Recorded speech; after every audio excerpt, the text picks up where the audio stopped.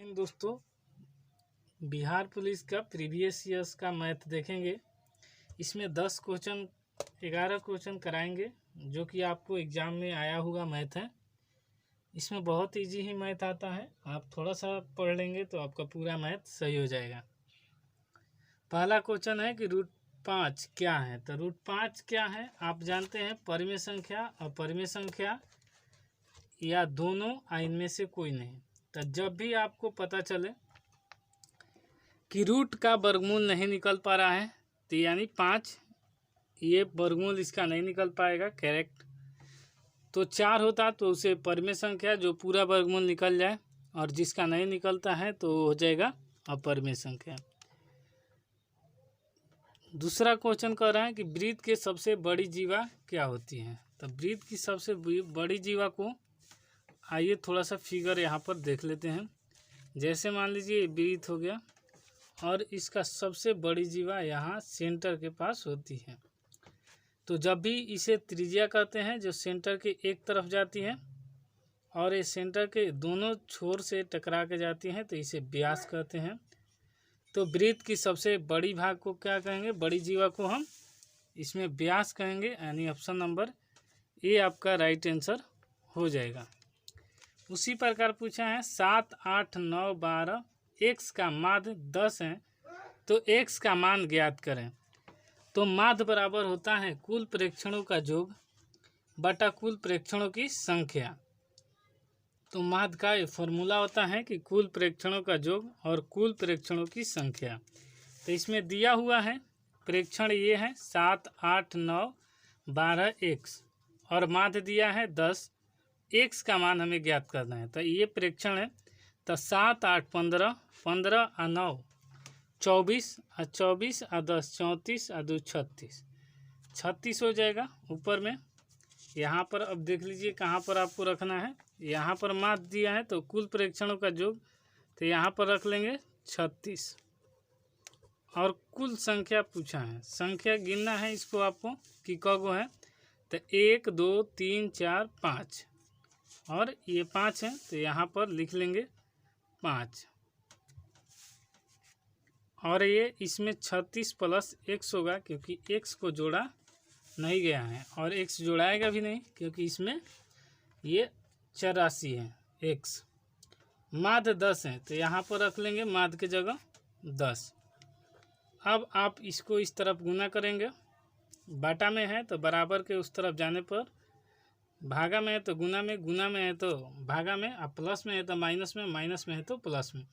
तो ये 10 गुने 5, ये वाला 5 यहाँ, फिर 36 प्लस x, 10 पचे 50 और ये हो जाएगा 36 प्लस x। और ये 36 प्लस में है तो इस तरफ आके माइनस में, तो 50 माइनस 36 बराबर x। घटाएंगे 10 में से 6 गया 4 और 4 में से 3 गया 1, तो x बराबर आपका 14 आंसर आ गया। जो कि हमें इसमें पूछा गया है कि x का मान ही बताइए, तो इसका आंसर हो जाएगा ऑप्शन नंबर ए यानी 14। सेम इसी प्रकार चौथा क्वेश्चन है, कह रहा है कि 6, 8, 9 x 13 का माध्य 10 हो तो x का मान ज्ञात करें। तो आइए इसी फॉर्मूला पर रख लेंगे। यहाँ पर माध्य दिया है तो माध्य पहले रखेंगे, तो माध्य वाला का कितना इसमें भी दिया है, माध्य हमें 10 ही है तो यहाँ पर रख लेंगे 10। फार्मूला आप देख रहे हैं यहाँ पर, तो 10 रख लेंगे ये माध्य की जगह। उसके बाद कुल प्रेक्षणों का योग, प्रेक्षण ये कहलाते हैं 6, 8, 9 x प्लस 13। तो 6, 8, 14 और 14 और 9 होता है 23 और 23 और 2 23, 3 26 और 10 36 हो जाएगा। और यहाँ पर हो जाएगा 36 प्लस x। और इसमें कहा गया है कि कितना है, तो प्रेक्षणों की संख्या 1, 2, 3, 4, 5, तो यहाँ पर भी हो जाएगा 5। अब इसके बाद इसको हल कर लेंगे तो ये इस तरफ आके 10 गुने 5 हो जाएगा और 36 प्लस x 50 और ये प्लस में है तो इस तरफ आके माइनस में, और x घटेगा तो हमें मिल जाएगा, घटाने पर आएगा 10 में से 6 गया 4, 4 में से 3 गया, यानी इसका भी सेम आ रहा है यानी 14। तो इसका भी आंसर हो जाएगा option number b right answer. आगे 5 नंबर क्वेश्चन कर रहे हैं कि m/2 - 2 बराबर 6, तो m का मान। तो देखिए m/2 और माइनस में है तो ये उस तरफ जाएगा तब प्लस में। अभी बताए हैं कि बराबर के उस तरफ जाने पर चिन्ह चेंज होता है। 6 + 2 और ये गुना में है, भागा में है तो उस तरफ जाके गुना में, तो 6 × 2 जोड़ने पर 8 और ये गुना में है, भागा में है तो इस तरफ जाके गुना में, तो m बराबर 16 और ऑप्शन नंबर सी इसका राइट आंसर हो जाएगा। बढ़ते हैं नेक्स्ट क्वेश्चन पर। कोई भी दिक्कत हो तो कमेंट कीजिएगा, पसंद आए तो लाइक कीजिएगा, दोस्तों के पास ज़्यादा से ज़्यादा शेयर कीजिएगा। निम्न में से कौन सा शून्य को नहीं दर्शाता है? तो देखिए कभी भी जीरो से कोई संख्या को भाग दिया जाता है तो वो अनंत होता है, और 1 से 0 से गुना करेंगे तो 0 होगा, 0 से 0 से गुना करेंगे तो 0 होगा, और 0 को 10 में से 10 घटेगा 0 और बटा 2, इसको भी भाग देंगे तो 0 ही आएगा, लेकिन इसका भाग देने पर अनंत आएगा। तो यही कह रहा है कि शून्य को नहीं दर्शाता है, तो ऑप्शन नंबर ए आपका राइट आंसर हो जाएगा। अब 7वां नंबर क्वेश्चन कर रहे हैं कि a + b का whole square plus a - b का होल स्क्वायर का मान होगा। तो इसका मान देखिए a + b² बराबर होता है a² + b² + 2ab, प्लस इसका होता है a² + b² - 2ab। तो ये बताइए आज प्लस में है ये माइनस में है, तो ये बराबर कट जाएगा, a² तो हो जाएगा 2a², b² + b² तो 2b², 2 कॉमन इसमें दिखाई दे रहा है हमें, तो इसे 2 कॉमन कर लेंगे और हो जाएगा a² + b²। तो यही हमारा राइट आंसर हो जाएगा, यानी ऑप्शन नंबर सी हमको राइट आंसर होगा 7वां नंबर क्वेश्चन का। बढ़ते हैं 8 नंबर क्वेश्चन पर।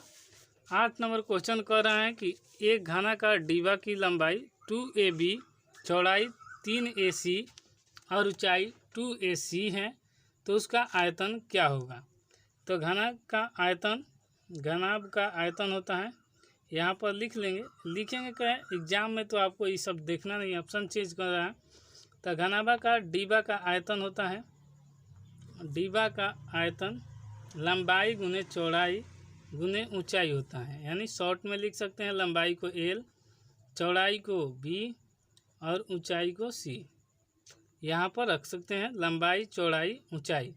तो लंबाई का मान है 2ab और गुने में है चौड़ाई का तो 3ab और ऊंचाई का मान है 2ac रख लेंगे, गुना करेंगे 2 × 3 = 6, 6 दूनी 12, a 1 है 2 है 3 है, तो यहाँ पर a क्यूब हो जाएगा। उसी प्रकार b है 2 गो, तो यहाँ पर b² हो जाएगा। उसी प्रकार c 1 ही है तो इसे c लिखेंगे।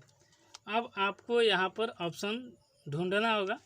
ऑप्शन अगर इसमें नहीं है तो इनमें से कोई नहीं दिया हुआ है, तो इनमें से कोई नहीं ऑप्शन के साथ चल जाएंगे, क्योंकि a³ है, b² नहीं है इसमें कोई में भी, इसीलिए, और c है तो b² होता तब जाते, नहीं तो इनमें से कोई नहीं। ऑप्शन नंबर हमारा राइट आंसर हो जाएगा, यानी डी।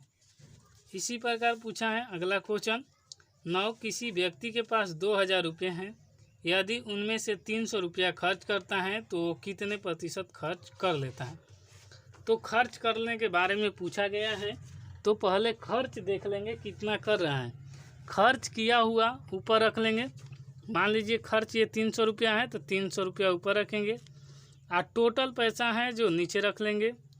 और परसेंट का मतलब ही होता है 100%, का मतलब बस कटा देंगे, आंसर आ जाएगा।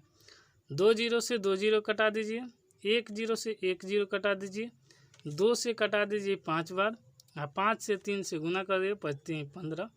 यही आपका राइट आंसर हो जाएगा, यानी ऑप्शन नंबर बी। ये 9 क्वेश्चन का आंसर होगा। अब बढ़ते हैं 10 नंबर क्वेश्चन पर। तो 10 नंबर क्वेश्चन कर रहे हैं कि यदि एक वस्तु को 1000 रुपये में खरीद कर 1200 रुपये में बेचा जाता है तो वह कितने प्रतिशत खर्च कर लेता है? तो सेम बात है, वह कितने प्रतिशत खर्च कर लेता है। तो देखिए बेचा जाए, मान लीजिए हम 1000 में कोई चीज़ खरीदें और 1200 में बेच दें, तो हमें 200 रुपये का प्रॉफिट होगा। तो 200 रुपया ऊपर, और टोटल कितना है, हम खरीदे थे कितना में, तो 1000 में, और प्रतिशत का मतलब 100। कभी भी जो हम खरीदेंगे उसी मूल्य पर निकालेंगे। तो देखिए यहाँ पर कट जाएगा 2 0 से 2 0, 1 0 से 1 0, तो हमारा आंसर हो जाएगा 20, यानी ऑप्शन नंबर ए इसका सही आंसर होगा। उसी प्रकार 11 नंबर क्वेश्चन है कि राम ने एक साइकिल 1000 रुपये में खरीद कर 1300 रुपये में बेच दिया, तो उसे कितना प्रतिशत का लाभ हुआ। तो ये क्वेश्चन ऑप्शन नहीं लिए हैं, क्योंकि इसमें आपको दिखा दे रहे हैं कि बुक से सारा क्वेश्चन लिया। देखिए यहाँ पर क्वेश्चन दिखाई दिया है कि राम ने एक साइकिल 1000 रुपये में खरीद कर 1300 रुपये में बेच दी, उसे कितने प्रतिशत का लाभ होगा। यहाँ पर ऑप्शन है इसका, तो ऑप्शन 20, 15, 30, 35। तो हम जैसे बताए हैं वैसे कीजिए। प्रतिशत लाभ 1000 रुपये में खरीदे 1300 में बेचे, तो 300 का लाभ हुआ। और यहाँ पर आपको पूरा कितना में खरीदे थे, 1000 रुपया, और गुने 100, प्रतिशत के लिए 100 आता है। 2 0 से 2 0 कटा दीजिए, 1 0 से 1 0, तो ये हो जाएगा 30। और आपका ऑप्शन नंबर देखिए यहाँ पर सी यानी 30 राइट आंसर होगा। एक क्वेश्चन में थोड़ा सा मिस्टेक हुआ है, माफ़ी चाहेंगे इसके लिए, क्योंकि 9 नंबर क्वेश्चन में देखे हैं 8 नंबर में कि यहाँ पर 3AC है यहाँ पर, तो यहाँ पर C हो जाएगा चौड़ाई की जगह, तो यहाँ C का स्क्वायर हो जाएगा। B तो एक ही बचेगा यहाँ पर, और C 2 हो गया तो स्क्वायर हो जाएगा। तो अब आपको ऑप्शन नंबर मिल जाएगा यहाँ पर A, तो ये हो जाएगा आपका राइट आंसर। ये गलत है, क्योंकि आपको डिजिट देखना होगा, हमसे डिजिट गलती हुआ था, इसके लिए माफ़ी चाहेंगे। अगर चैनल पर नया है तो सब्सक्राइब कर लीजिए, दोस्तों के पास शेयर कीजिए। आपको जिस टॉपिक पर दिक्कत हो तो बताइए, उस टॉपिक पर नए वीडियो बना दी जाएगी। मिलते हैं नेक्स्ट वीडियो में, तब तक के लिए जय हिंद।